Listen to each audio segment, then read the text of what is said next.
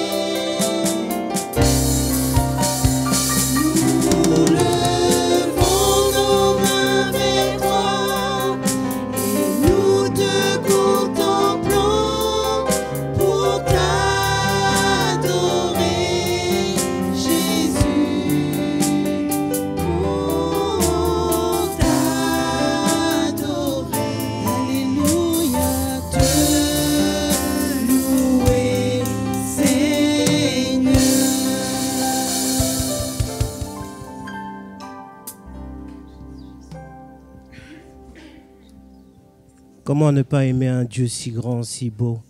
Lui qui nous a créés. Oui, le Dieu véritable, l'unique et le seul. Celui par lequel nous avons la vie. Tu passes peut-être par des souffrances, mais sache que Dieu est là. Il te relève. Il attend qu'une chose, c'est que tu te tournes vers lui, que tu t'adresses à lui. Car lui est là pour te soutenir, même dans l'épreuve. Il est grand, il est fort, il est puissant. Et c'est notre papa à tous. Il t'aime, il nous aime. Alors tourne-toi vers lui. Il est là chaque jour, chaque instant. Et c'est le prochain chant que nous allons chanter. Chaque pas, chaque instant. 58, page 21.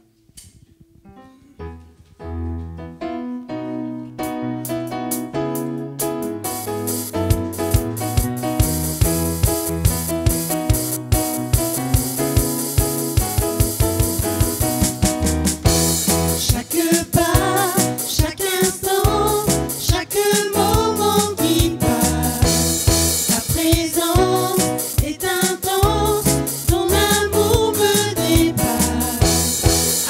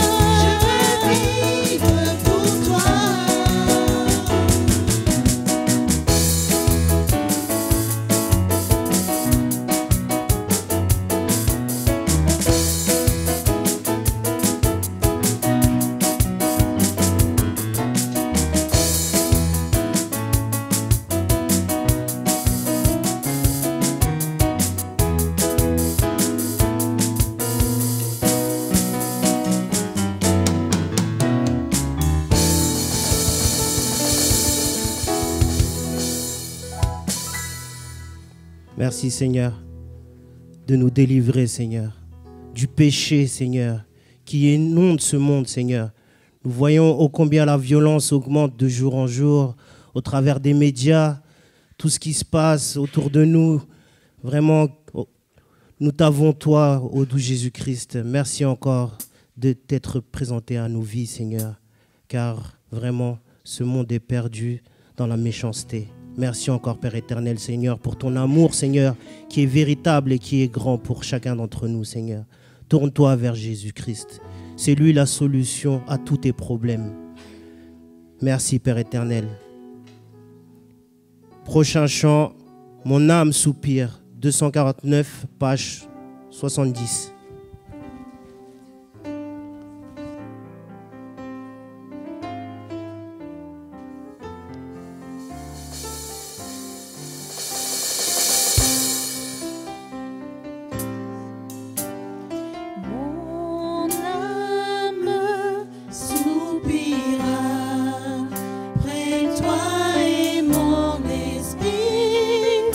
Oh, moi te cherche.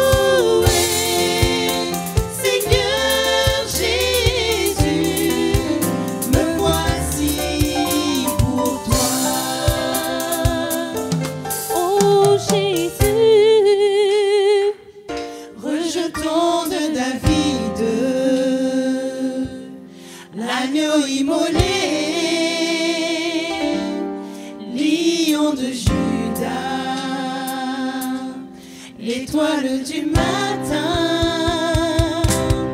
Reçois la puissance, la louange, la sagesse, l'honneur et la gloire pour Jésus. Oh, oh, oh, oh, oh. Oh, oh, oh. Alléluia.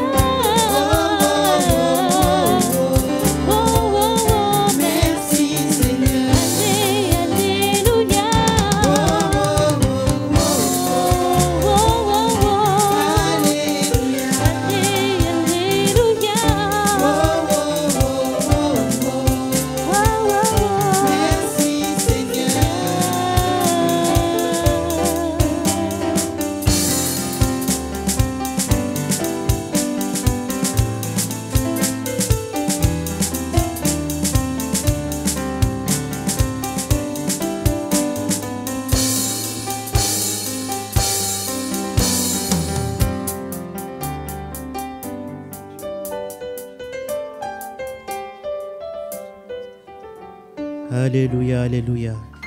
Mets ta confiance en Jésus et foi en Dieu. Oui, mets tes peurs, tes craintes sur Jésus-Christ. Repose-toi sur lui.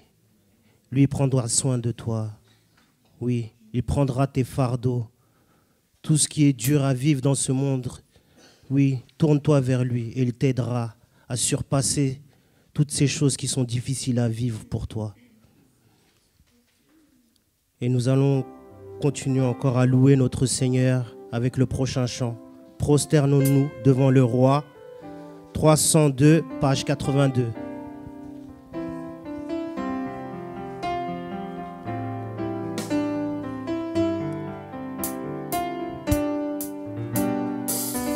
Prosternons-nous devant le roi,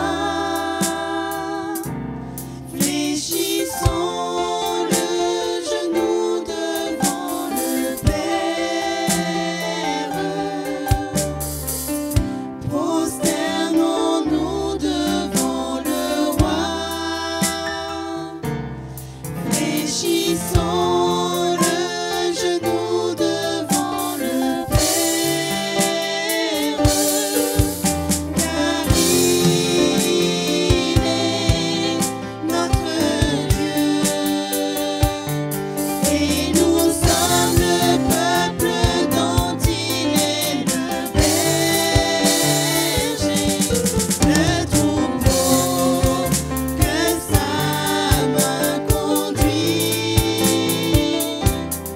le troupeau que sa main conduit. Prosternons-nous devant le roi, fléchissons le genou devant le Père. Prosternons-nous devant le roi, fléchissons le genou devant le Père, car il est notre Dieu, et nous sommes le peuple dont il est le berger, le troupeau que sa main conduit,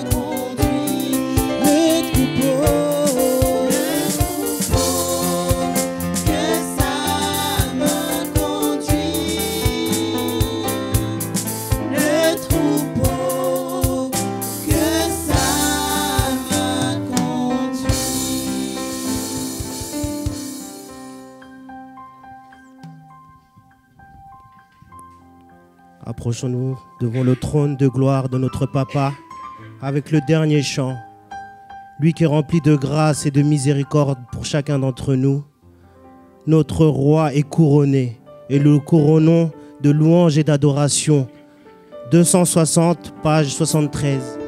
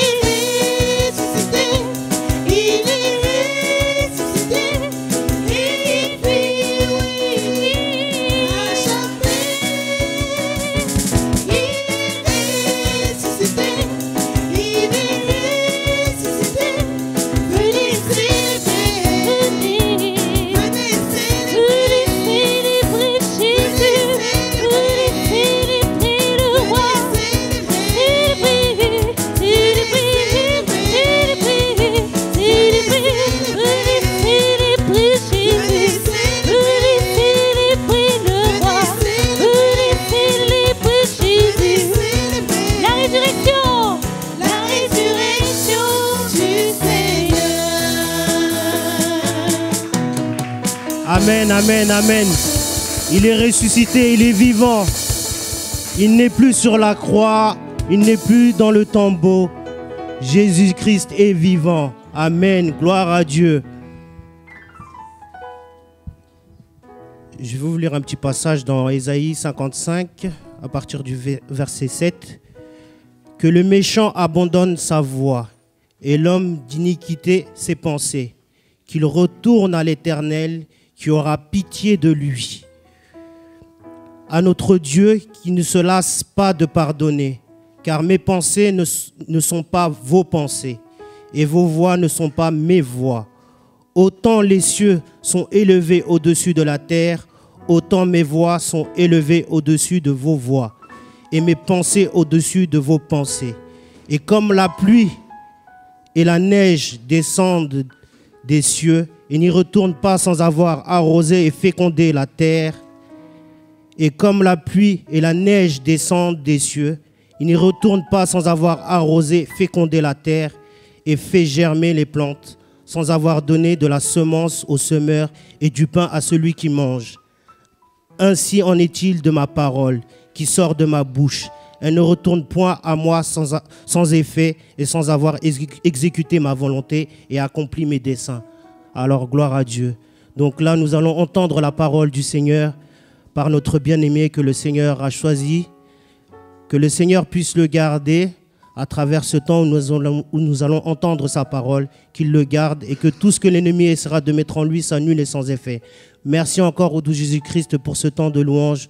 Gloire te soit rendue dans toutes choses. Au nom de Jésus-Christ. Amen.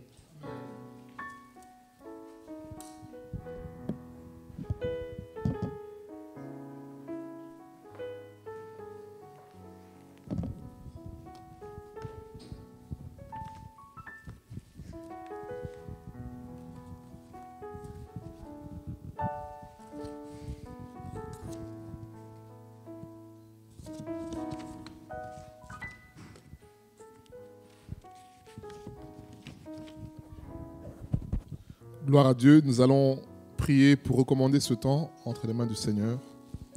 Seigneur, nous venons te recommander ce temps, nous avons besoin de toi, Seigneur. Révèle-toi à nous et parle-nous, Seigneur. Comme nous venons de lire, Seigneur, tu envoies ta parole avec une mission, Seigneur.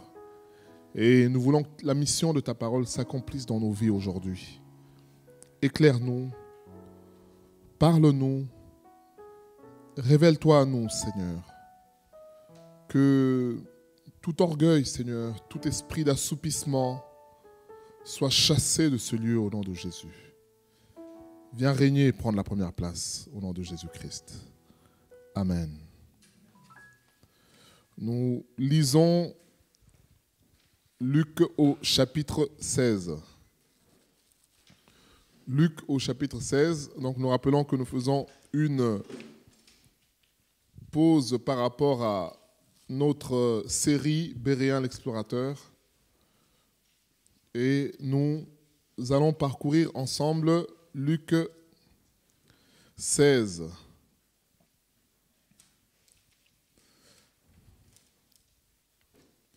Et donc le principe du mardi, c'est que nous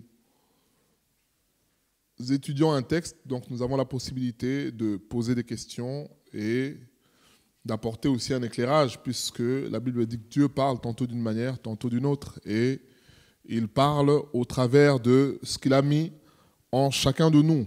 Donc c'est sur ce principe que nous allons faire cette étude.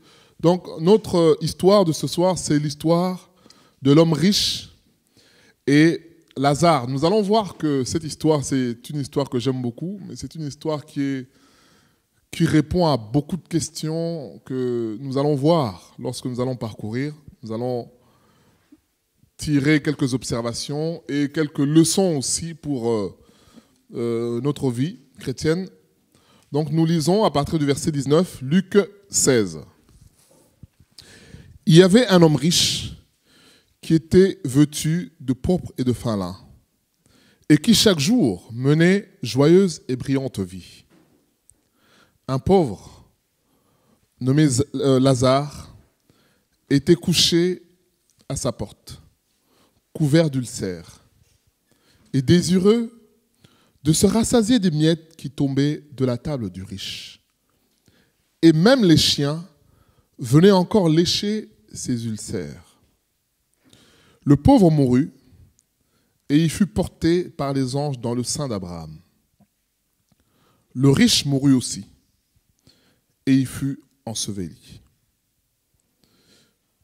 Dans le séjour des morts, il leva les yeux, et tandis qu'il était en proie au tourment, il vit de loin Abraham et Lazare dans son sein. Il s'écria, « Père Abraham, aie pitié de moi, et envoie Lazare pour qu'il trempe le bout de son doigt dans l'eau et me rafraîchisse la langue, car je souffre cruellement dans cette flamme. » Abraham répondit, « Mon enfant, souviens-toi que tu as reçu tes biens pendant ta vie, et que Lazare a eu les maux pendant la sienne. Maintenant, il est ici consolé et toi tu souffres. D'ailleurs, il y a entre nous et vous un grand abîme, afin que ceux qui voudraient passer d'ici vers vous ou de là vers nous ne puissent pas le faire. Le riche dit, je te prie donc, Père Abraham, d'envoyer Lazare dans la maison de mon père, car j'ai 5 frères. C'est pour qu'il leur atteste ces choses, afin qu'ils ne viennent pas aussi dans ce lieu de tourment. Abraham répondit, ils ont Moïse et les prophètes, qui les écoutent. Et il dit, non, Père Abraham, si quelqu'un des morts va vers eux, ils se repentiront. Et Abraham lui dit, s'ils n'écoutent pas Moïse et les prophètes, et s'ils n'écoutent pas Moïse et les prophètes, ils ne se laisseront pas persuader, même si quelqu'un des morts ressuscité. Voilà l'histoire que nous allons parcourir ce soir, par la grâce de Dieu, pour en tirer des enseignements. Alors, on nous dit, donc je rappelle qu'on a la possibilité de poser des questions, s'il y a des questions. On nous dit qu'il y avait un homme riche qui était vêtu de pourpre et de fin lin, et qui chaque jour menait joyeuse et brillante vie. Un pauvre nommé Lazare était couché à sa porte, couvert d'ulcères, et désireux de se rassasier de miettes qui tombaient de la table du riche. Et même les chiens venaient encore lécher ses ulcères. On peut s'arrêter là pour le moment. Et comme j'aime poser la question, est-ce qu'il y a des choses que nous pouvons commenter dans ce que nous venons de lire là? Est-ce qu'il y a un commentaire à faire? Bien aimé, je dis qu'il n'y a pas de mauvaise réponse. Nous sommes en train de construire ensemble le travail de ce soir par la grâce de Dieu. Et c'est ce que nous voulons faire. Donc, qu'est-ce que nous constatons déjà à la lecture de ces versets que nous venons de lire? Est-ce que quelqu'un voit quelque chose à dire?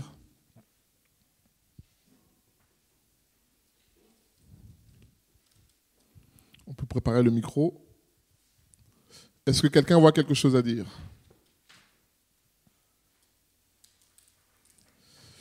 Alors, on nous présente, bon, il n'y a personne qui parle, j'avais au cas où l'éventualité. Alors, on nous présente 2 personnes. 2 personnes qui ont la même situation. Non? Alors, 2 personnes qui ont quelle situation?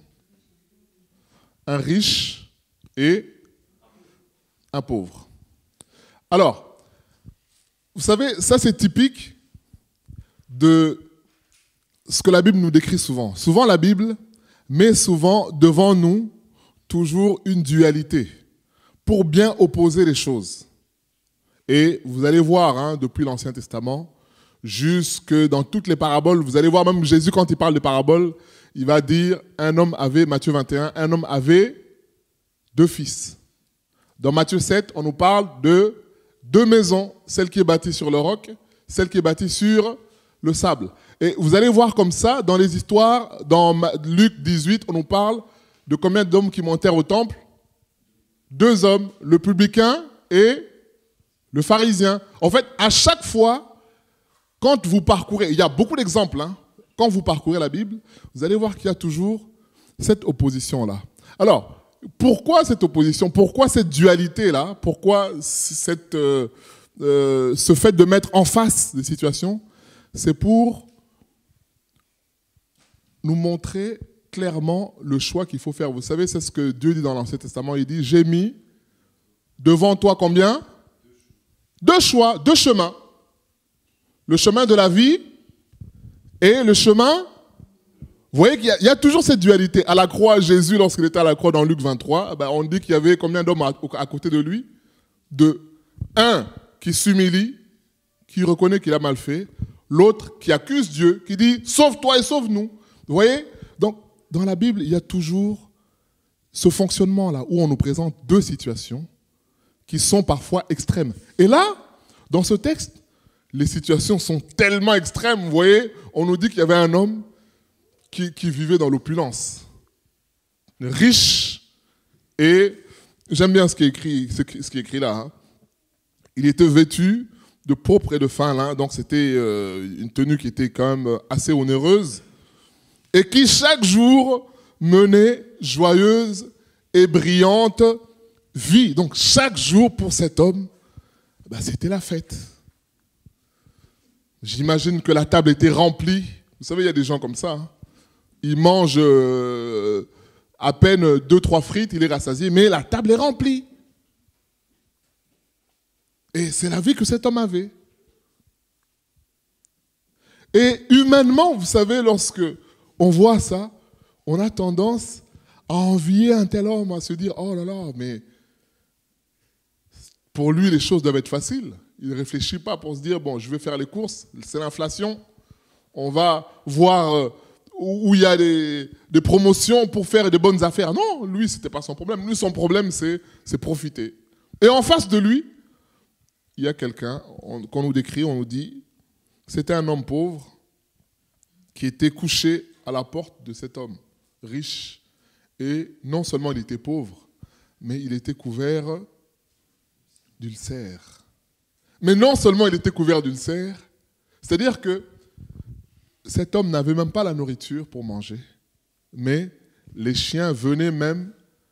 En fait, il était devenu lui-même la nourriture des chiens. Vous voyez un peu comment Jésus pousse le trait très, très loin pour montrer le contraste entre ces deux hommes. L'un qui est fort, qui est riche, qui est grand, l'autre qui n'a rien et qui est même la nourriture d'un chien. Vous savez, en lisant ça, moi, ça m'a fait penser à quelqu'un qui a été frappé d'ulcère malin. Qui se souvient? Job, qui a été frappé d'ulcère malin. Et là, on dit que cet homme, il n'avait même pas de quoi manger. Et les chiens venaient. Et l'histoire du chien, ça me rappelle aussi, Matthieu 15, la femme qui se rappelle... Non, pas samaritaine, la femme syrophénicienne ou cananéenne qui dit à Jésus, Maître, nous ne sommes pas dignes de venir manger à ta table, mais les miettes qui tombent de la table, pour nous, les petits chiens, suffisent pour nous nourrir. Et voyez dans l'histoire de Jésus, parce que, mettons-nous dans le contexte, Jésus parle ici, il parle aux pharisiens. Jésus parle aux pharisiens. Et vous savez que les pharisiens, c'était des gens qui étaient religieux, corrects. Et pour eux, quand Jésus présente une telle histoire, c'est volontairement de façon à provoquer aussi ces gens-là. Pourquoi les provoquer? Puisque, en regardant le tableau entre un homme qui est bien, fort, grand, avec une belle vie, donc humainement peut-être béni par Dieu, et un autre pauvre, malheureux, on se dit, le malheureux, il est maudit. C'est certainement parce qu'il a fait quelque chose de mal qu'il est dans cette vie-là. Vous vous rappelez dans Jean 9, lorsque les disciples voient l'aveugle né, ils posent la question à Jésus, qui a péché, est-ce lui ou ses parents, pour qu'il soit né aveugle? Et donc, Jésus, en parlant de cette histoire, naturellement, les pharisiens qui l'écoutent, ils se disent, forcément, si cet homme vit comme ça, dans cette souffrance, c'est qu'il a été frappé par Dieu. Alors, il y a quelque chose qui m'interpelle. C'est que, au verset 20, on nous dit, un pauvre nommé Lazare était couché à sa porte, couvert d'ulcères et désireux de se rassasier des miettes qui tombaient de la table du riche. Alors, on nous dit, moi j'observe quelque chose, donc s'il n'y a pas de main levée, j'observe déjà une première chose, c'est que l'homme riche est anonyme. Et le pauvre, on cite son prénom. Je ne sais pas si tout le monde voit ça. Hein. Oui, on parle de Lazare, donc on cite son prénom. Mais l'homme riche, on ne sait pas qui il est. Alors moi, ça m'a interpellé. Je me suis dit, mais vous voyez comment Jésus prend les gens. Et vous allez voir que dans toute cette histoire qu'on va voir, Jésus est en train de faire un contre-pied, mais aux pharisiens qui est à un niveau très très fort. Vous vous rappelez, souvent Jésus avait tendance à faire ça. Hein. Quand il dit dans Matthieu 21 quand il parle de 2 fils, il dit, un homme avait 2 fils, il dit à son premier fils, va dans ma vigne, il dit non. Et finalement, il se ravise, il y va. Il dit au deuxième, va dans ma vigne, il dit, ah oui, mais mon père, tout de suite, j'y vais. Et au final, il n'y va pas. Et Jésus pose la question, lequel a fait la volonté du Père? Vous voyez, de prime abord, on se dit, ah ben, le deuxième fils, il est poli, puisqu'il répond tout de suite oui à son Père. Mais en fait, Jésus est en train de dire, non, ce qui compte pour Dieu, ce n'est pas ce qu'on dit, c'est ce qu'on fait. Alors Jésus pose la question à ces gens-là. Il dit, pour vous, lequel a été agréable finalement au Père? Et ils ont été contraints, ces gens-là, à reconnaître que c'est le premier fils qui a dit non, mais qui s'est ravisé. Donc Jésus volontairement provoque ces gens-là parce que c'est aussi un jugement contre eux-mêmes. Donc je reviens sur ce que je disais là. Donc l'homme, le pauvre, on sait qu'il s'appelle Lazare, et le riche, on ne sait pas comment il s'appelle. Alors, est-ce que il y a une observation à faire par rapport à ça, juste par rapport au prénom? Est-ce qu'il y a quelque chose qu'on peut dire? S'il y a quelque chose, bien sûr.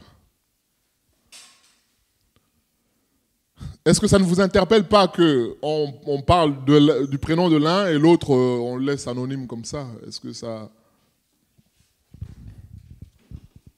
Peut-être le fait de nommer Lazare, ça lui donne plus d'importance que l'homme riche. Ça veut dire que dans l'enseignement qui est là, notre attention doit plus se porter sur le sort de Lazare que sur le sort de l'homme riche.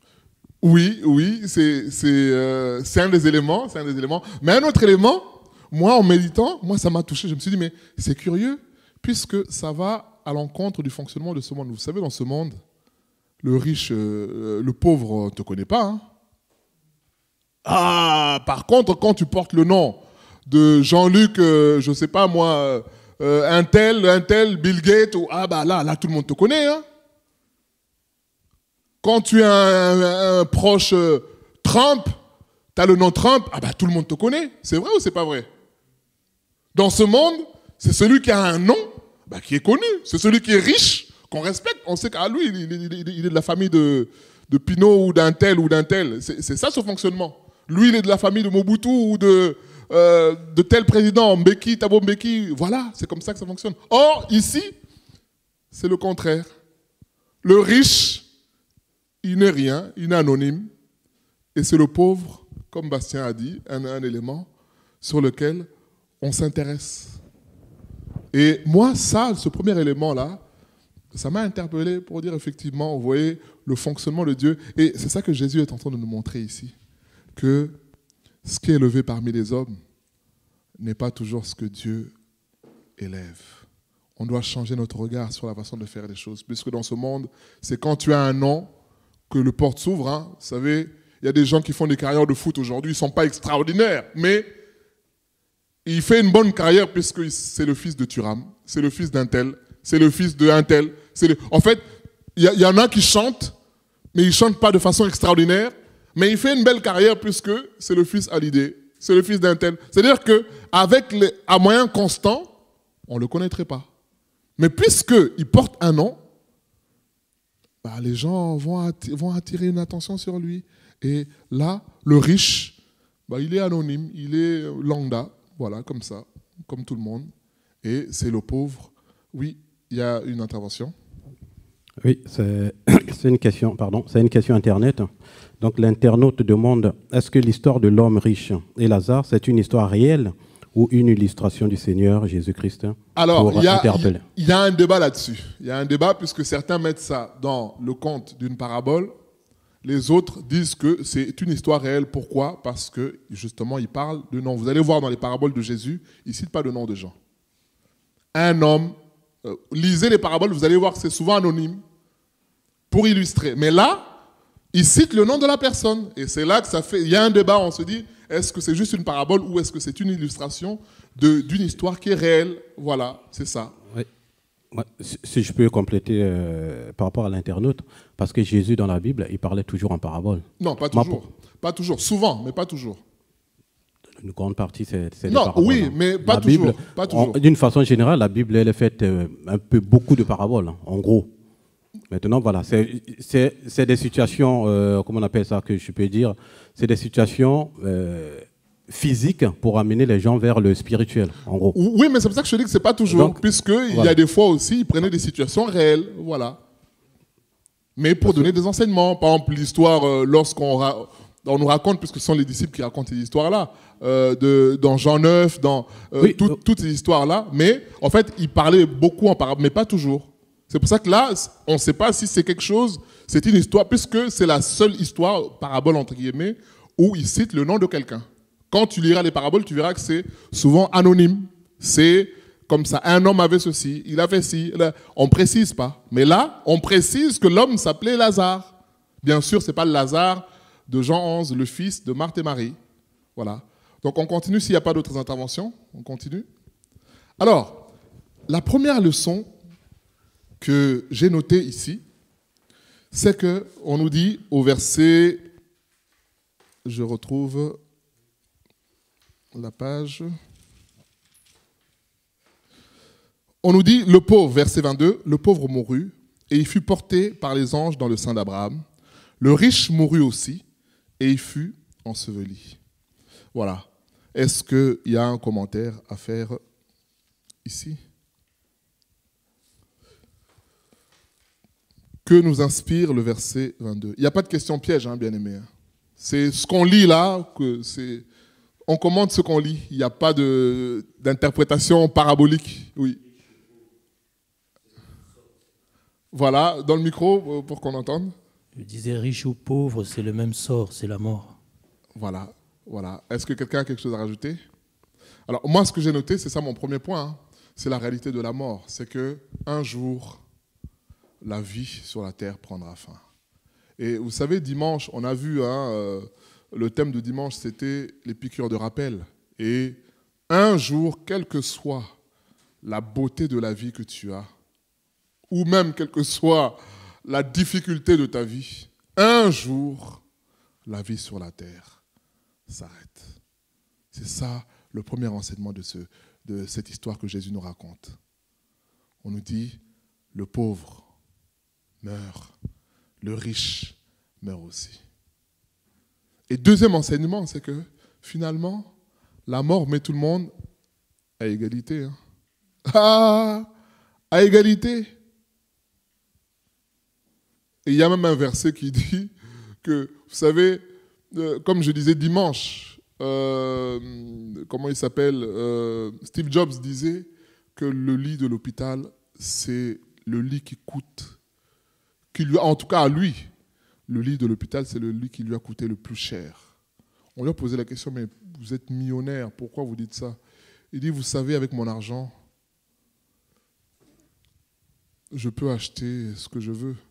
Je peux me faire remplacer. Si j'ai une réunion, je suis à Tokyo, j'ai une réunion à Johannesburg, à Cape Town, je n'ai pas envie d'y aller, je peux envoyer quelqu'un qui va me représenter. Mais qui va accepter, si je lui donne 15 millions de dollars, dire, écoute, tu prends ma place à l'hôpital, tu prends mon cancer avec. Qui va accepter ça, bien-aimé? Qui va accepter ça? Même le pauvre qui n'a rien à manger, vous pensez qu'il va accepter de prendre la place de cet homme? Jamais de la vie. Et c'est là qu'il dit que le lit de l'hôpital, puisque là, personne ne peut te remplacer. Hein. Vous savez qu'il y a des gens, on le sert comme ça, il dit à son associé, tiens, bois. Le type prend le risque de boire, puisqu'il ne sait jamais si ça empoisonne. Mais la maladie, qui va venir dire, tiens, patron, je t'aime beaucoup, je prends seulement ta maladie. Ça n'existe pas. Ça n'existe pas. Et donc la mort met tout le monde à égalité. Et d'ailleurs, le riche mort, il n'a aucune valeur. Vous savez, il y a un verset qui dit qu'un chien mort, un chien vivant, vaut plus qu'un lion mort. Pourtant, le lion, quand il est vivant, il a une gloire, hein, il est fort. Mais quand il est mort, il est... Voilà, oui, il y a une intervention. Oui, mais pasteur, ici... J'entends pas bien ici. Le micro est allumé ou pas? Ici, on nous montre que la pauvre a été apportée avec les anges, mais le riche a été enterré. Enterré, oui. Ouais, là, j'entends mieux, là, c'est mieux. Il n'y a pas une importance pour le riche, du coup. C'est pas la même mort. Bah, on va arriver là, on y va progressivement. Le premier renseignement, c'était déjà, ils sont morts. Voilà. Après, on va voir ce qui se passe après. Mais là, oui, on va revenir à ça. La première observation que je disais, c'est que les deux sont morts, donc ils sont à égalité. Voilà. Riches, pauvres, tout le monde, égalité. Et j'irai même plus loin. Pas que riches, pauvres. Grands, petits, ben, tout le monde meurt. 70 ans, 15 ans, vous savez, il y en a, ils pensent qu'ils sont immortels. Et ils prennent des risques. On a vu quelqu'un qui, je crois que lui, c'était ceux qui montent les gratte-ciel, qui s'amusent à faire des traversées. Dernièrement, il y en a un Français, un champion du monde, 34 ans. Il est mort, hein. Il est tombé. Alors, vous imaginez Mais pourtant, c'est... Mais vous savez, tu es tellement fort, tu es tellement... Ces gens-là, ils sont très bien entraînés. Hein. Ah, mais c'est pas parce que tu es bien entraîné, que tu as 30 ans, que tu es immortel. Ah non! Ah non! 15 ans, 10 ans, 2 ans, bah, tout le monde meurt. Tout le monde meurt. Et c'est ça que ce texte nous apprend. Alors, nous continuons s'il n'y a pas d'intervention, hein, s'il n'y a pas de questions. Donc, on nous dit, oui, le riche mourut, le pauvre mourut, et il fut porté par les anges dans le sein d'Abraham. Le riche mourut aussi, et il fut enseveli. C'est là qu'on arrive maintenant à l'intervention de la sœur Chantal. Donc, ta question, c'était, tu as dit que ce n'est pas la même mort. Explique-nous en quoi ce n'est pas la même mort. Parce que tous les deux sont morts. Explique-nous. Parce que moi, de ma part, c'est que la pauvre, même si elle a souffert de sa pauvreté avant de mourir, mais après sa mort, il a quand même trouvé une vie meilleure que le riche qui était tranquille dans sa vie avant de mourir. Mais après de sa mort, je ne vois pas quelque chose de lui, quoi. Du coup, c'est pourquoi je disais que les morts, ils n'ont pas porté les intérêts pareils. Ok, c'est ça l'objet de notre étude, justement. Ce que tu dis là, c'est l'objet de notre étude. Là. Donc, on va revenir quand on va arriver à ce niveau-là, on va développer. Mais une autre chose aussi que je note, c'est que on a dit, hein, comme Diacre Jean a dit, tout le monde meurt. On a dit que finalement, un jour, la vie s'arrête. Mais il faut comprendre que la mort, c'est, comme le dit la Bible, nous allons lire, hein, Romains 6. Celui qui a le micro, s'il peut nous lire, Romains 6, 23. Puisque la question, c'est pourquoi la mort ?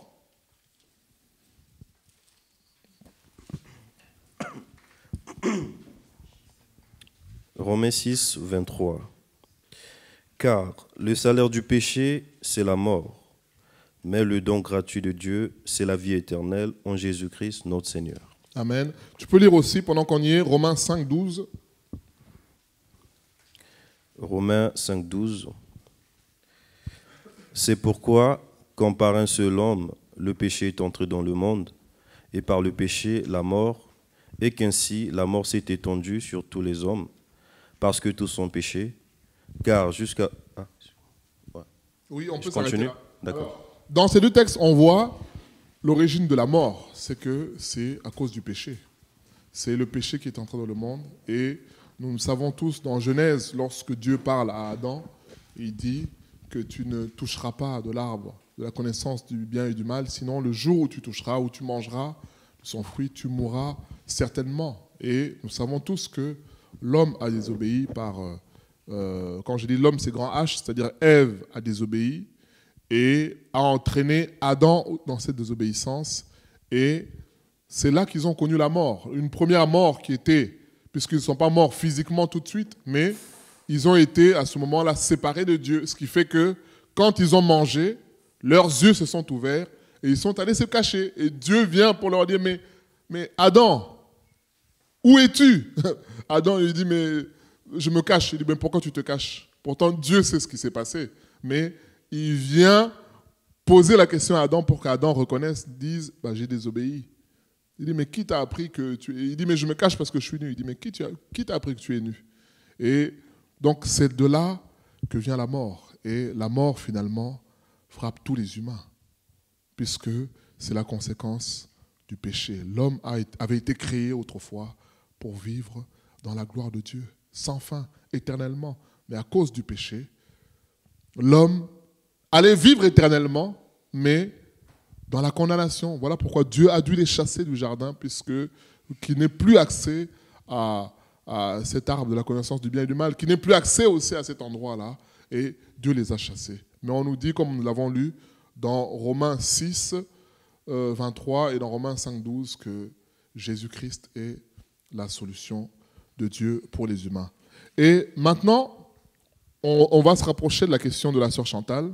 On nous dit que les deux sont morts et que le pauvre a été pris par des anges, le riche a été enseveli. Verset 23. Dans le séjour des morts, on parle du riche, il leva les yeux, le riche leva les yeux, et tandis qu'il était en proie au tourment, il vit de loin Abraham et Lazare dans son sein. Il s'écria, « Père Abraham, aie pitié de moi. Envoie Lazare pour qu'il trempe le bout de son doigt dans l'eau et me rafraîchisse la langue, car je souffre cruellement dans cette flamme. » On peut s'arrêter là, on va continuer à développer après. Alors, ce que j'ai noté, s'il n'y a pas de questions, ce que j'ai noté ici, bien aimé, c'est qu'on a dit la première chose, c'est qu'il y a la réalité de la mort qui existe, qui frappe tous les humains, qui met tout le monde d'accord, qui finalement nous rappelle que la vie s'arrête. Mais ce texte nous apprend finalement que après la mort, il y a une vie. Et vous savez, bien aimé, c'est pour ça que je disais que c'est un texte qui est très important, puisque je pense que c'est la question que chaque humain, en tout cas moi je me suis beaucoup posé cette question, mais après la mort, quand quelqu'un meurt, mais qu'est-ce qui se passe? Il va où? Est-ce que c'est le néant comme Sartre, Jean-Paul Sartre a dit? L'être est le néant, donc l'existence n'a pas de sens, donc il vaut mieux mourir comme ça. En mourant, on résout le problème puisqu'il n'y a plus de problème. Ah, c'est faux, vous savez, c'est ce qu'autrefois Bob Marley chantait, autrefois aussi, en disant, puisqu'il y a des guerres dans ce monde, puisqu'il y a des déceptions amoureuses, puisqu'il y a... on n'a qu'à mourir, comme ça, si on meurt, il n'y aura plus tout ça. Mais est-ce que ce texte nous dit non? Ce texte nous dit qu'après la mort, il y a une réalité. Il y a quelque chose qui se passe après la mort. Et qu'en réalité, notre mort, ou alors l'après-vie sur terre, c'est là que nous devons préparer cela. Alors on nous dit que, verset 23, je reprends, « Dans le séjour des morts, il leva les yeux. Tandis qu'il était en proie au tourment, il vit de loin Abraham et Lazare dans son sein. Il s'écria, « Père Abraham, aie pitié de moi et envoie Lazare pour qu'il trempe le bout de son doigt dans l'eau et me rafraîchisse la langue, car je souffre cruellement dans cette flamme. » Alors, est-ce qu'il y a une intervention ou un commentaire à faire par rapport à ce qu'on vient de lire là? Est-ce que quelqu'un a un commentaire? Normalement, on devrait avoir un commentaire quand on lit ça. Qu'est-ce qu'on peut dire? Donc, on a compris qu'après la mort, il y a quelque chose qui se passe. Il y a une vie. Oui, Bastien?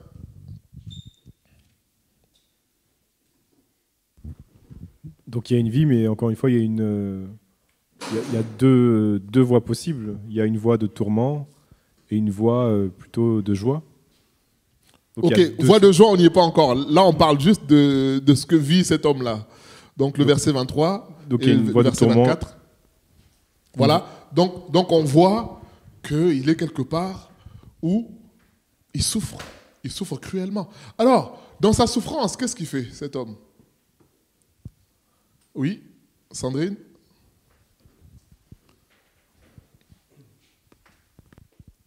Alors moi, je suis interpellée par sa réaction, c'est qu'il est en souffrance et il voudrait que quelqu'un d'autre en fait l'aide. En fait, pour cette personne-là, même dans son état de mort, en fait, il n'a pas compris qu'il est plus riche, en fait. Son argent ne fait plus rien là-bas, en fait. Oui, j'ai prévu qu'on parle de ça. Mais avant cela, qu'est-ce qu'il demande cet homme? Qu'est-ce qu'il demande? Que Lazare vienne le rafraîchir avec une goutte d'eau. Que Lazare vienne le rafraîchir avec une goutte d'eau. Et qu'est-ce que ça nous inspire? Puisqu'on a lu, vous voyez comment Jésus a fait basculer cette histoire. L'histoire a commencé comment? Un homme riche qui menait une vie brillante, grande, joyeuse, et un pauvre qui était tellement pauvre, tellement sale, tellement rempli d'ulcères, que même les chiens venaient lécher sa peau. C'est ce qu'on a lu. Et là, c'est curieux, moi en lisant ça, je me suis dit, mais c'est fou, puisque voilà le riche qui demande même à ce que Lazare vienne mettre son doigt. Vous voyez le contraste. Je ne sais pas si on est d'accord. Si on n'a pas compris, on peut poser la question, on peut lever la main. Mais moi, ça m'a interpellé.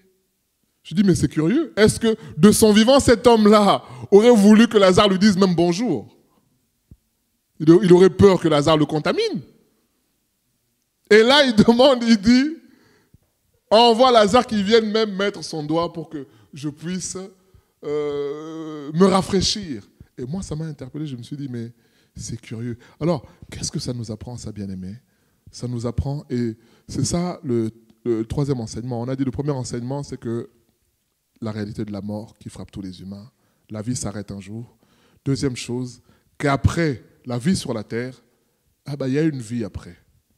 Et troisième enseignement, c'est la réalité de l'enfer. Vous voyez, les souffrances étaient tellement dures que cet homme-là allait se contenter juste de, même pas de l'eau, juste qu'on trempe juste le doigt pour qu'il puisse avoir une goutte pour se rafraîchir. Bien aimé, vous savez, en méditant ça m'a touché.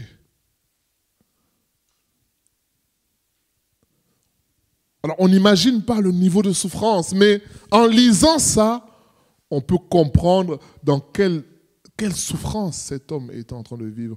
Vous savez, quand tu as jeûné pendant un temps et qu'on te présente une nourriture que tu n'aimes pas, qu'on te présente, parfois même dans ta tête, tu vois quelqu'un manger quelque chose que tu n'aimes pas, mais tu te dis, si j'étais à sa place. En fait, ce plat-là, c'est comme si ça devenait ton salut, quoi. Pourtant, c'est un plat que tu ne mangerais pas normalement.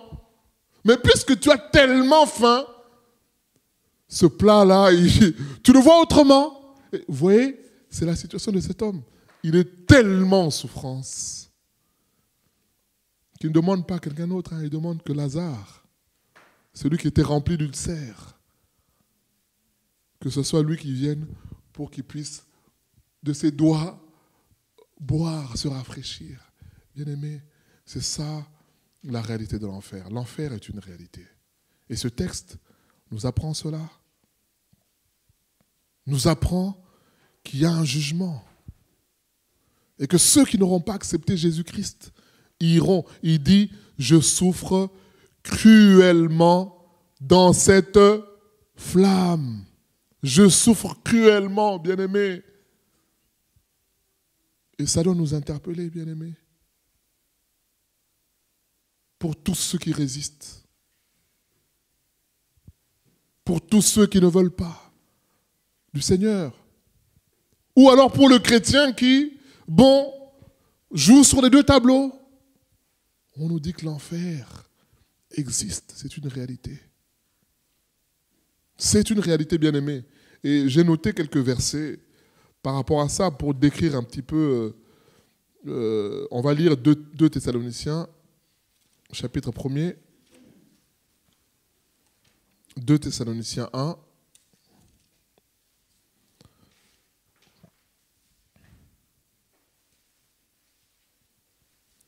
« 2 Thessaloniciens 1 », on peut commencer à partir du verset du 1er.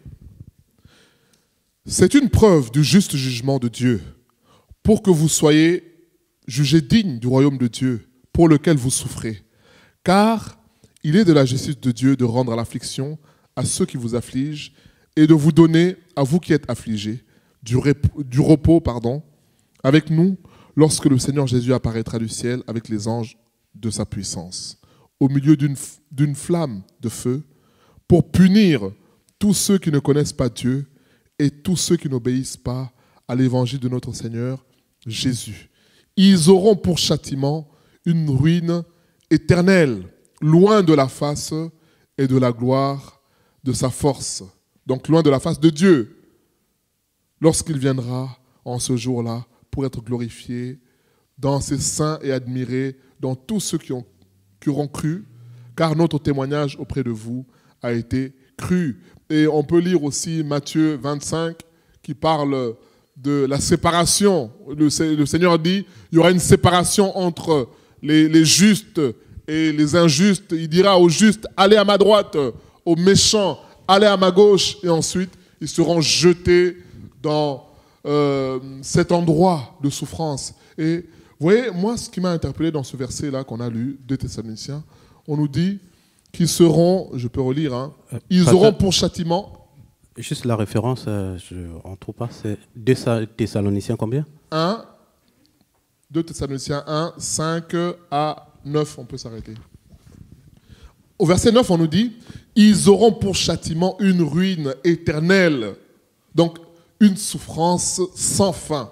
Et moi, ce qui me touche beaucoup, c'est loin de la face de Dieu, de la gloire de sa force. Bien-aimés, vous savez, la plus grande souffrance de l'enfer, au-delà de tout ce qu'on sait, hein, flamme de feu, c'est-à-dire que tu rôtis comme le bon rôti, mais tu rôtis comme ça éternellement. Vous imaginez un peu, quand il t'arrive de faire un barbecue, tu te brûles un peu, tu vois, la petite douleur là qui dure 1 minute, bah, tu t'imagines que là, tu auras ça sur tout le corps, mais de façon éternelle.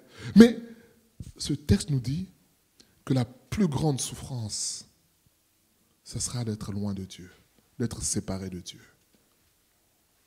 C'est ça la plus grande souffrance. Et vous voyez, c'est ce que cet homme-là, on dit qu'il lève les yeux, il voit Abraham avec Lazare dans son sein. Il aimerait qu'on lui porte assistance, mais Abraham lui dit, hey, monsieur, il y a un abîme, il y a une séparation. C'est terminé. Et c'est ça la plus grande souffrance, bien-aimés. C'est ça la plus grande souffrance. Et le Seigneur nous interpelle par rapport à ça. Vous savez, parfois on parle de ces choses. Certains pensent que c'est bon, c'est une image. C'est, voilà, ou certains même vont rigoler avec ça. Hein, quand on parle de l'enfer, il y a un feu. Mais ils rigolent avec ça. Hein. Ah, moi j'aime bien le feu. Hein,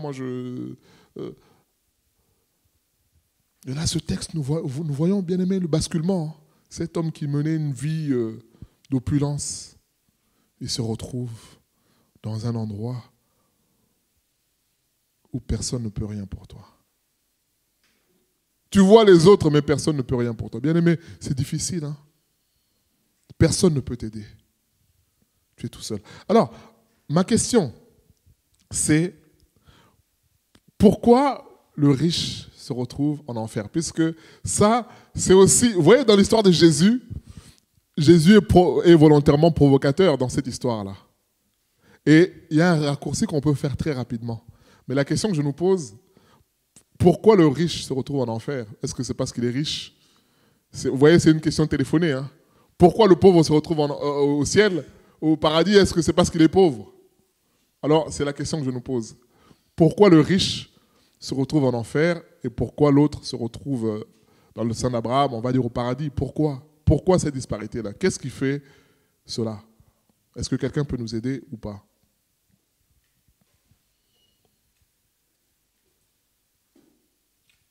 Il n'y a pas de question piège. Normalement, tout chrétien devrait répondre à cette question-là. Parce que si on ne sait pas comment faire pour aller en enfer, donc tout chrétien devrait savoir comment on fait pour ne pas aller en enfer en tout cas. Ou alors savoir comment faire pour aller en enfer. Donc tout chrétien, oui, sœur Sandrine, après Bastien. Je pense que l'homme riche se retrouve en enfer parce qu'il s'est confié dans ses richesses en fait. parce qu'il s'est confié dans ses richesses. Oui, quelqu'un peut te dire, oui, mais est-ce que c'est mauvais de se confier dans ses richesses? Est-ce qu'il a péché en se confiant dans ses richesses? Moi, je pense que oui, parce qu'en fait, il avait confiance en ses richesses, il se croyait autosuffisant, en fait, et il n'a pas compté sur la grâce de Dieu. D'accord. Donc, il s'est confié dans ses richesses. Est-ce qu'il y a un texte, soyons concrets, est-ce qu'il y a un texte qui peut illustrer ce que tu es en train de dire là? Puisque dans ce que tu dis, c'est comme si, finalement, les chrétiens doivent être pauvres, comme ça, il n'y a pas de problème. Mais il y a des chrétiens qui sont riches aussi. Hein. Il y a des chrétiens américains qui sont millionnaires, qui sont... Est-ce que tu peux t'appuyer sur un exemple biblique qui nous montre qu'il n'est pas bon de se confier dans ses richesses? Est-ce qu'il y a un exemple qui peut nous montrer cela? Quelqu'un d'autre peut nous aider. Hein. Bien, mais c'est pour ça qu'on fait l'étude biblique. C'est un cas pratique. Donc l'idée, c'est qu'on sorte d'ici avec des éléments probants, des éléments pratiques. Voilà. Donc la question que tu soulèves est une bonne question. Tu dis qu'il s'est retrouvé en enfer puisqu'il s'est confié dans ses biens. Mais quelqu'un peut te dire, mais est-ce que c'est mauvais de se confier dans ses biens? Est-ce qu'il y a un élément qui peut nous dire le contraire? Ou un exemple de la Bible qui nous montre que quelqu'un s'est confié dans ses biens et il a subi d'une certaine manière le jugement de Dieu? Là, je suis en train de donner la réponse, hein, bien aimé. Là. Je donne la réponse, oui. Non, pas seulement Sandrine, on va faire tourner. Hein, on va faire tourner. Sandrine a levé la main, Sœur Chantal derrière. J'ai un verset qui monte dans mon cœur, qui dit que là où est ton trésor, là aussi sera ton cœur.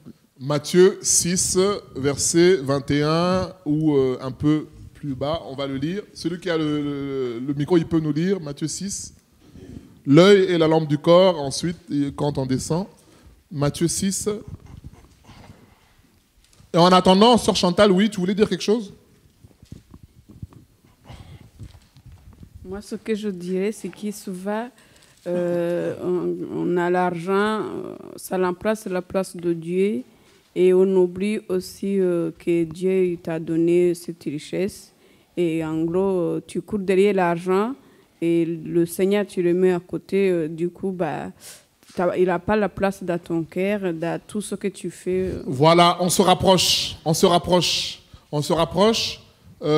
Pourquoi? Donc, pour compléter la sœur Sandrine, c'est que non seulement il s'est confié dans ses biens, mais ses biens sont devenus son Dieu. C'est ça le problème. C'est là la nuance. Se confier dans son bien, bon. Mais là, sa richesse est devenue son Dieu. Et donc, le verset, c'était Matthieu 6. On peut lire à partir du verset... Pardon, 22, oui. 21. Ah, 22. Non, l'œil, la lampe du corps, non, c'est pas ce que je veux. Nul ne peut servir, oui, à partir du verset 24, on peut lire. 24. Donc Matthieu 6, verset 24. Nul ne peut servir deux maîtres, car ou il haïra l'un et aimera l'autre, ou il s'attachera à l'un et méprisera l'autre. Vous ne pouvez servir Dieu et Mammon. Voilà, on peut continuer. En fait, là, le Seigneur nous explique ici qu'il y a un choix à faire. Et ça rejoint un peu ce que Sœur Chantal disait, c'est qu'à un moment donné, on devra faire un choix. C'est soit l'argent, soit Dieu. Parce que Mammon, lorsque Jésus cite Mammon ici, Mammon, c'était un dieu païen de l'argent, de la richesse, de la prospérité, de toutes ces choses-là. Et là, Jésus oppose. Et vous allez voir que c'est la première fois que Jésus oppose Dieu directement à un Dieu fabriqué par les hommes, Mammon. C'est la première fois que Jésus oppose les deux comme ça. Et il dit qu'on ne peut pas servir les deux. À un moment donné, il faudra faire un choix. Et cet homme-là, on suppose, puisque ce n'est pas dit, on suppose qu'il a fait de son argent, de sa richesse, son Dieu. Maintenant que tu es mort, que ton Dieu te sauve maintenant. C'est là que on comprend que tout est vanité. Tout ce qu'on a ici-bas, bien aimé, ça restera ici-bas. Les belles voitures, le beau compte en banque, tout ce que les fortunes. On a vu Karl Lagerfeld donner sa fortune en héritage à son chat. Des millions de dollars. Il a donné ça à son chat. Voilà, c'est ça. C'est que finalement, tout ça ne va pas te sauver puisque tu t'es confié en ces choses. Oui, il y a une question, Priscilla, et puis Joris.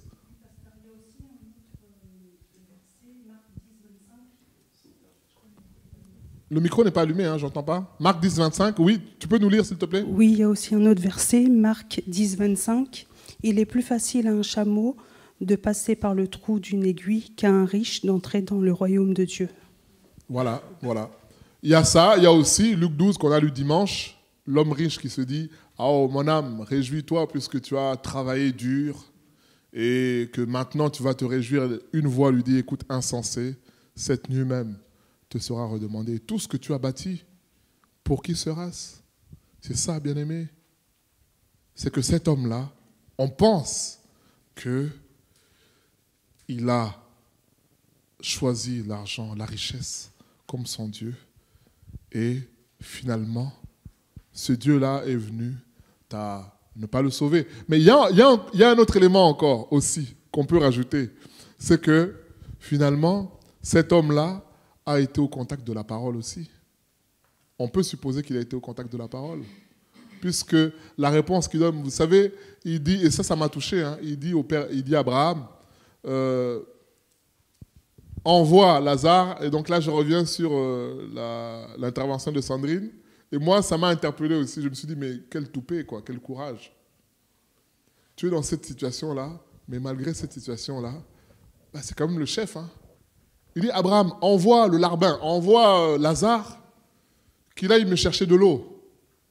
Vous voyez un peu Et Abraham lui dit non, c'est pas possible, c'est terminé.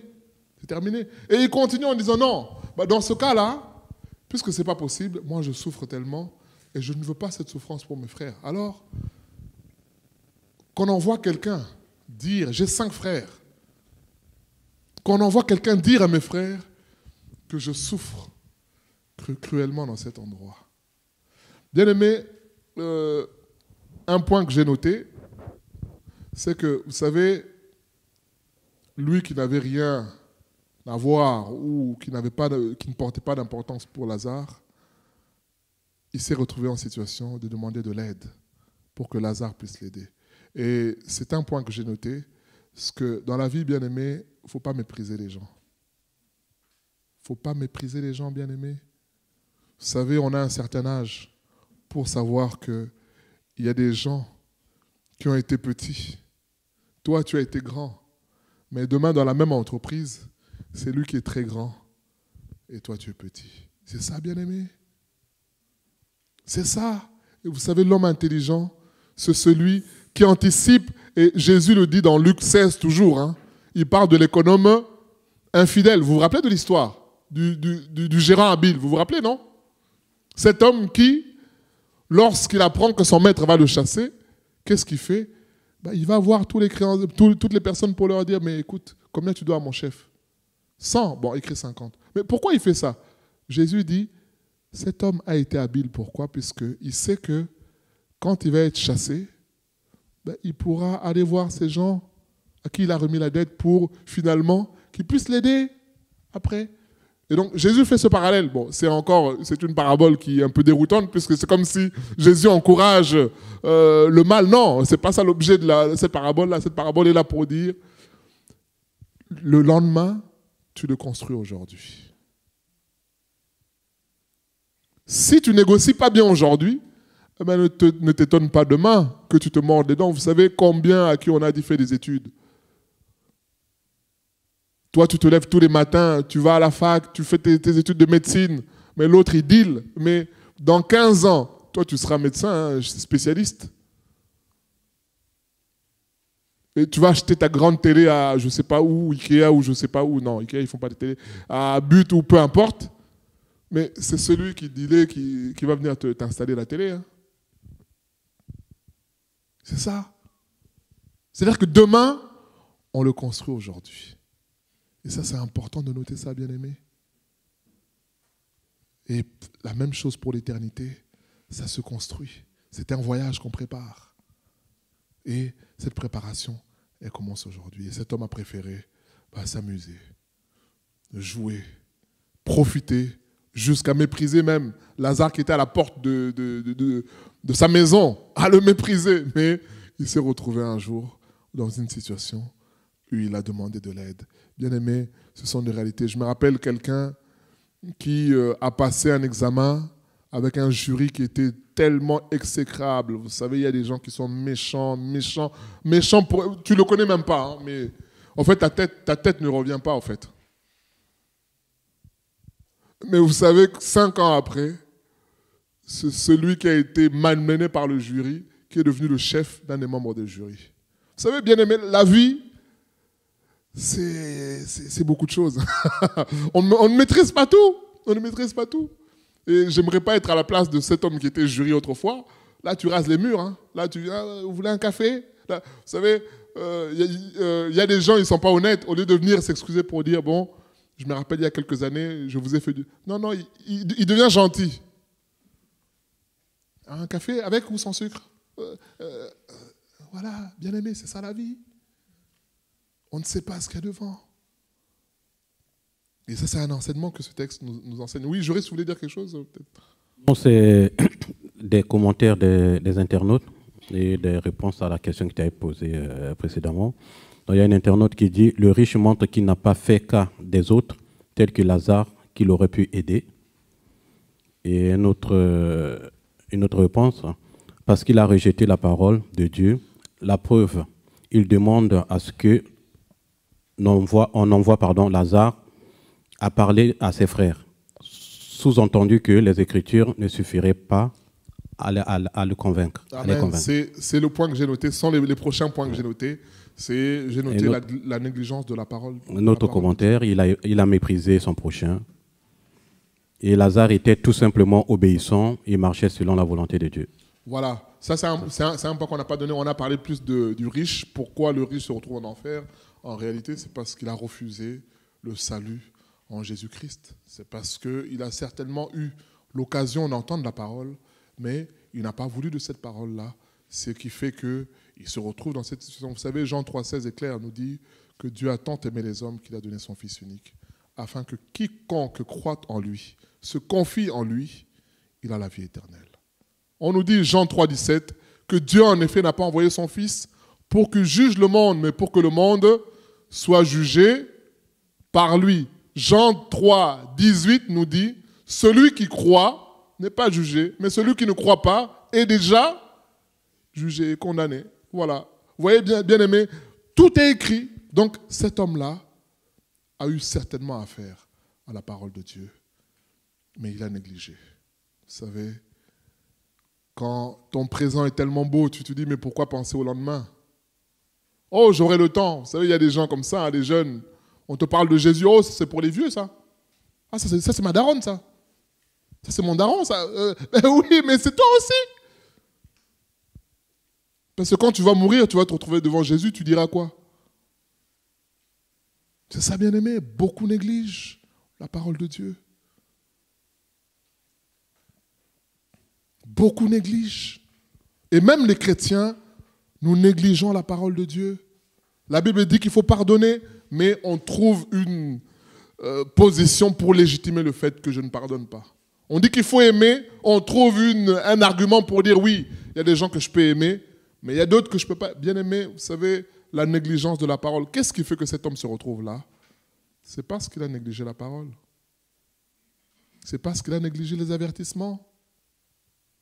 Et vous savez, ça commence petit et ça finit par l'incrédulité, au point que même là où il est là, il estime que, et ça c'est un autre point, peut-être qu'il y a une question, je vais continuer. Oui, il y a une question là-bas.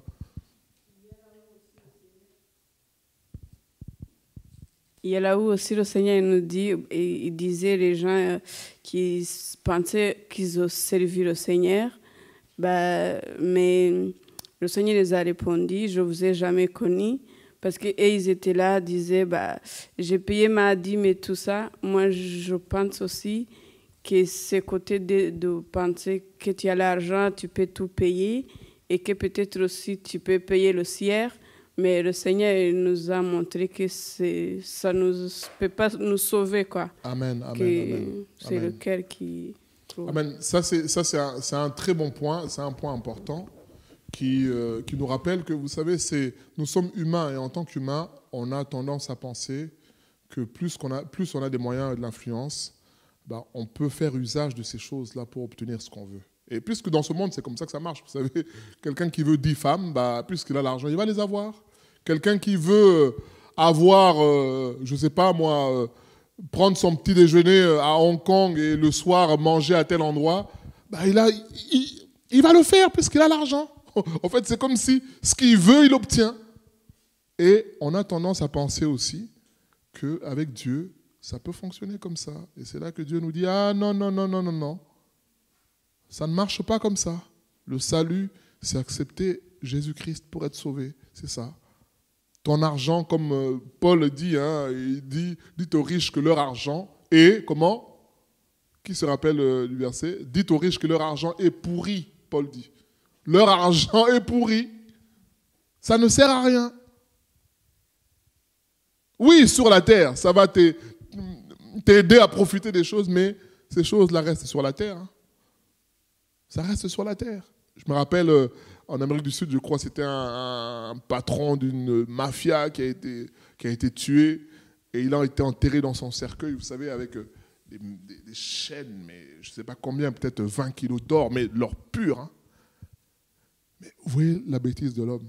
Alors, je ne sais pas de quelle matière était fait le cercueil, mais disons même qu'il était en massif ou en métal ou en tout ce que vous voulez. Mais vous savez, ça va finir par pourrir au sol. Et il y en a qui n'ont pas de scrupules. On t'enterre comme ça, 2 jours après, ils reviennent au cimetière, ils déterrent, ils prennent tous les bijoux. On a vu le monsieur enterré avec des... Tu dis, oh là là là là là là. À quoi ça sert? Ce sont des amibes qui vont manger ça. Ou des voleurs qui passent par là, ils déterrent tout, ils prennent, et puis c'est terminé. C'est terminé. C'est terminé. Et beaucoup pensent que puisqu'ils ont les moyens, alors ils peuvent acheter aussi le salut. Le salut ne s'achète pas. Donc on a parlé de la négligence de la parole. Beaucoup négligent la parole. Beaucoup. Et j'aime beaucoup ce qu'il dit. Regardons ce qu'il dit là au verset, j'ai changé de page, je reviens dans Luc. Moi, ça m'a touché, bien aimé, ce que cet homme l'a dit.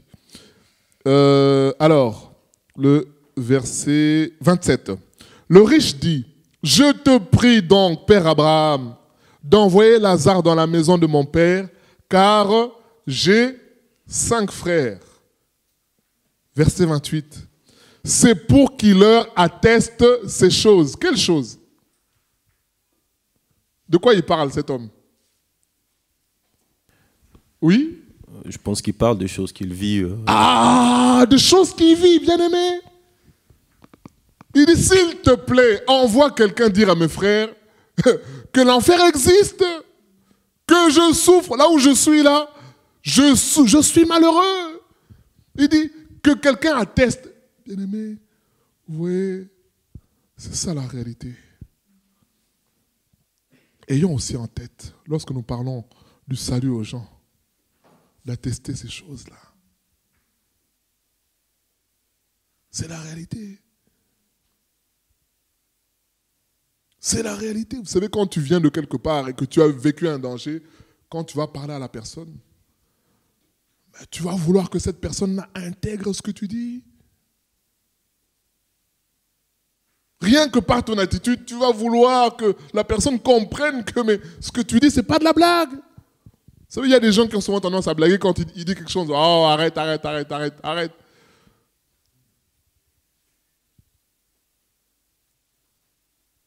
Et là, il dit non, là c'est sérieux.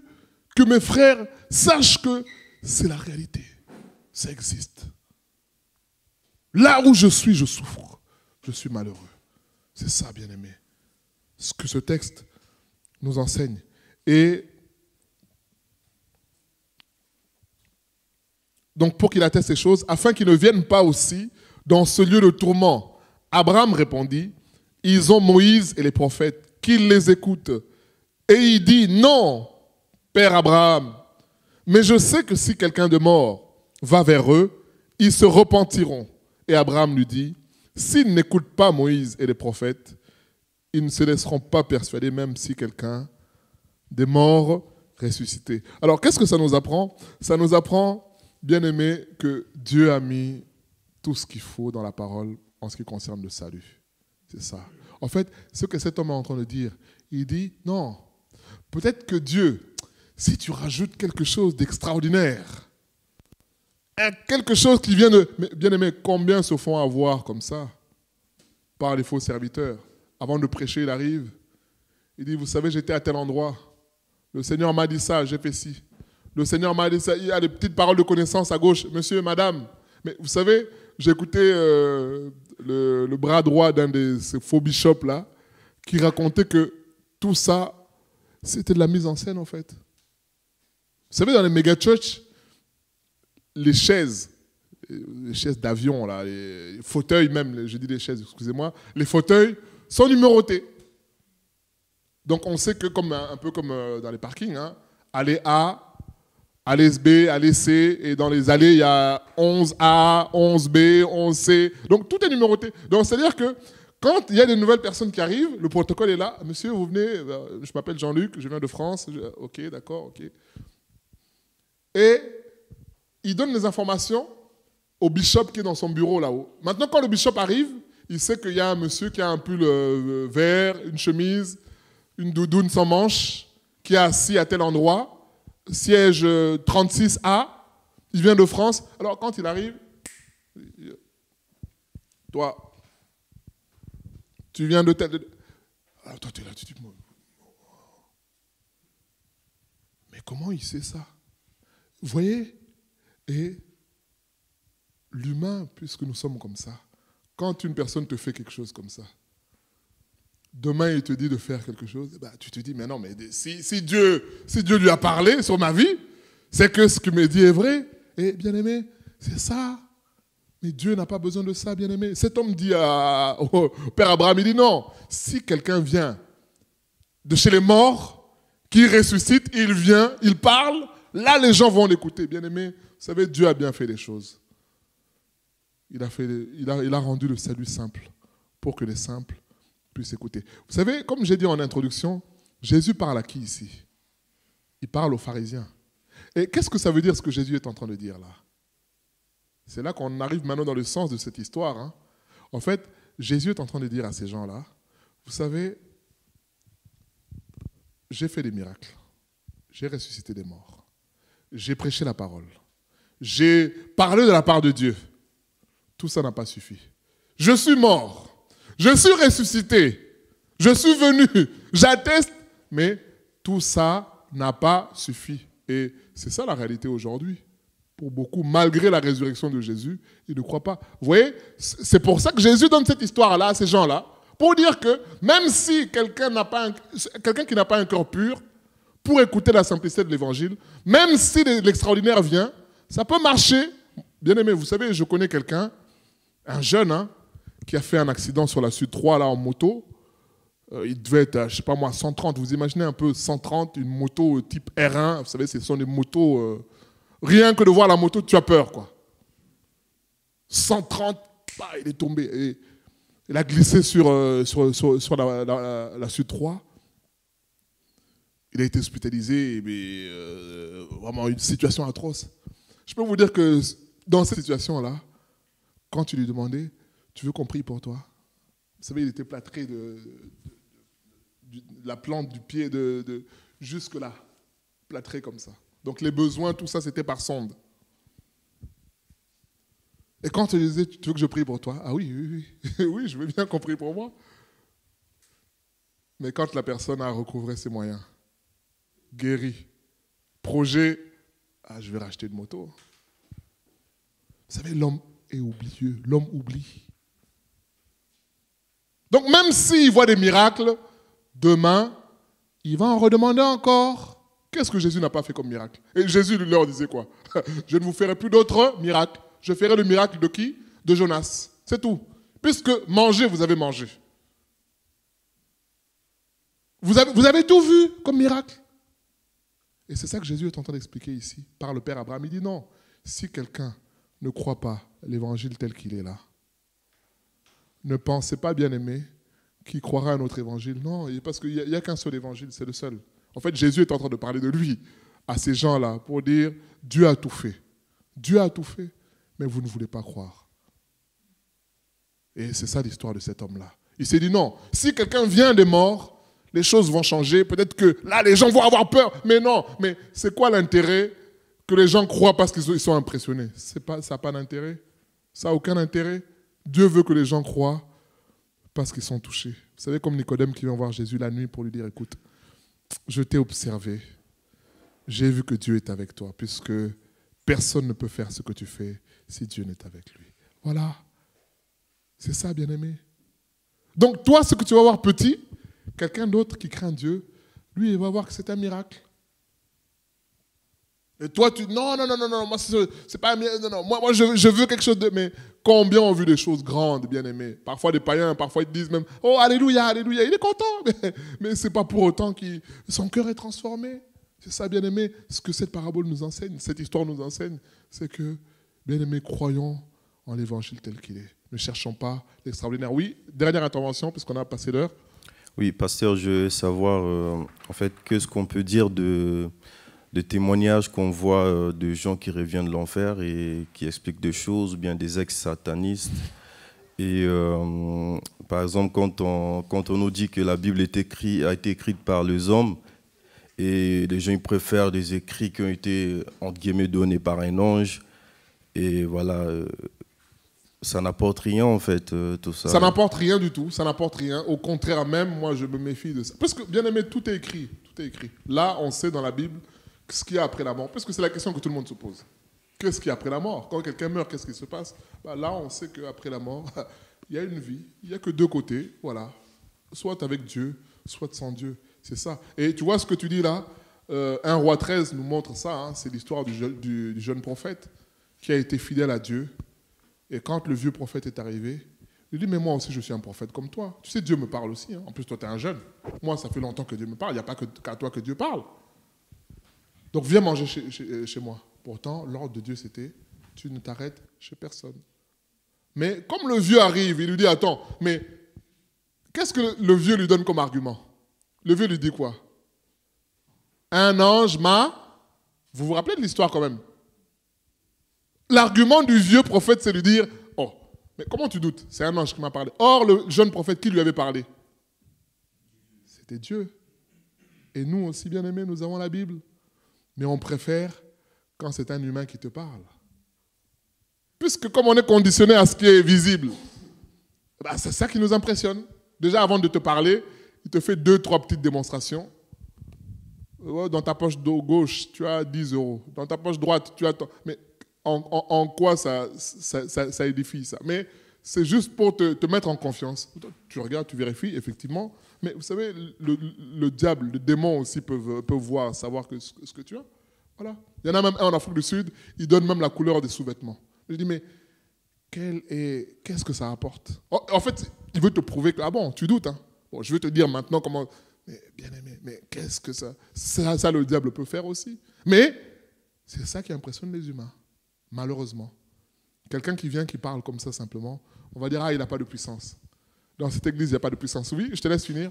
Oui, je voulais dire, du coup, quelqu'un, celui qui regarde ces témoignages, par exemple, il doit toujours le regarder à la lumière de la Bible, en fait. À la lumière de la Bible. À la lumière de la Bible. Ça peut être, c'est pas forcément faux ou forcément vrai.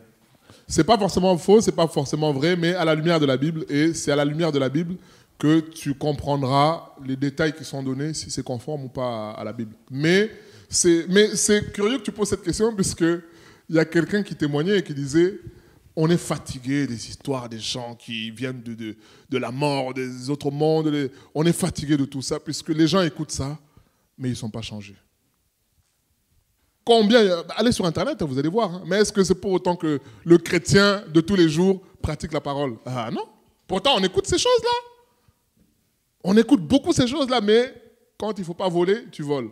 Quand il faut pardonner, tu gardes la colère. Quand il faut faire ci, tu critiques. Mais pourtant, on écoute ces choses-là. Donc, c'est la preuve que, finalement, ce n'est pas ça qui sauve. Tu as beau écouter, sur le moment, ça va t'impressionner. Oh, c'est juste une curiosité, en fait. Mais la réalité, c'est ce que le Seigneur dit là. C'est que si on ne croit pas à l'évangile tel qu'il est prêché, même si un ange de 10 mètres vient, on sera impressionné, mais ce n'est pas cette impression-là qui va nous sauver.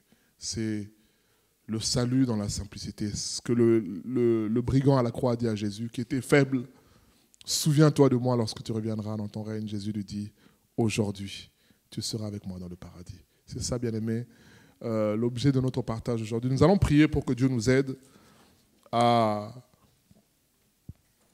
nous réveiller, bien-aimés, et à réaliser que la vie sur la terre va passer et que nous sommes sur la terre pour préparer le voyage. Vous savez, c'est comme un humain, il sait qu'il va en Angleterre le lendemain.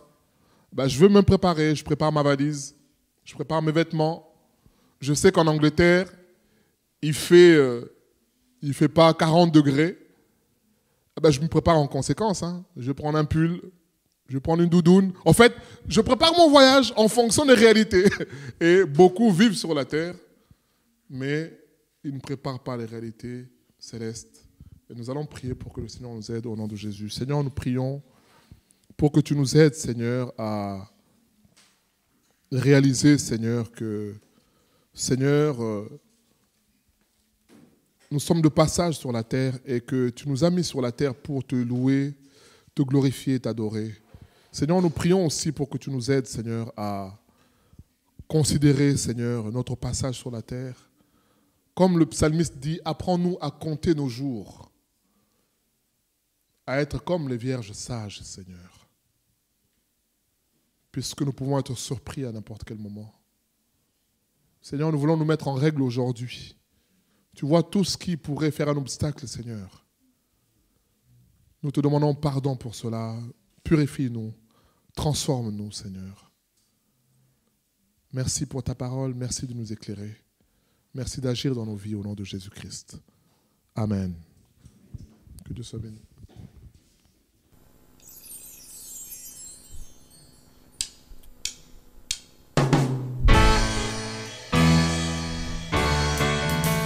J'ai choisi Jésus pour guider ma vie. Mon bien-aimé Jésus, il est à moi, je suis à lui. J'ai choisi Jésus pour guider ma vie. Mon bien-aimé Jésus, il est à moi, je suis à lui.